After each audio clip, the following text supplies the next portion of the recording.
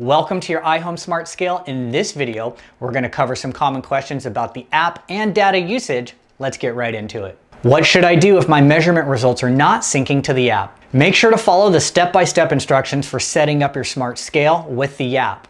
The scale is designed to automatically sync your measurement results to the app and your personal cloud account, which might take a few seconds. If you encounter issues with syncing, please consider the following steps. When taking a measurement, ensure the Wi-Fi symbol on the scale stops flashing and becomes solid, indicating a stable Wi-Fi connection has been established. Stand on all four electrodes with bare feet.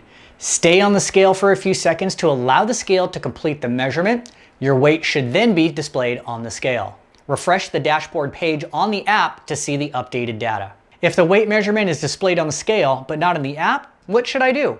If you've previously paired the scale with your device successfully, try removing the scale from your account.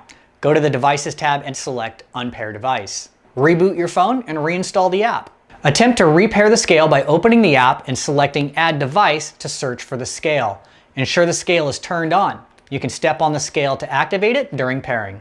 Once the device is connected, you should be able to view the measurement data on the dashboard page in the app. How do I sync data with other apps like Apple Health or Google Health? For Android devices, follow these steps. Navigate to the settings page in the app. Click on the toggle bar for Google Health. This action will enable data sync with the Google Health app from your fitness app. For iOS devices, follow these steps. Go to the settings page in the app. Click on the toggle bar for Apple Health. This will enable data synchronization with the Apple Health app from your fitness app.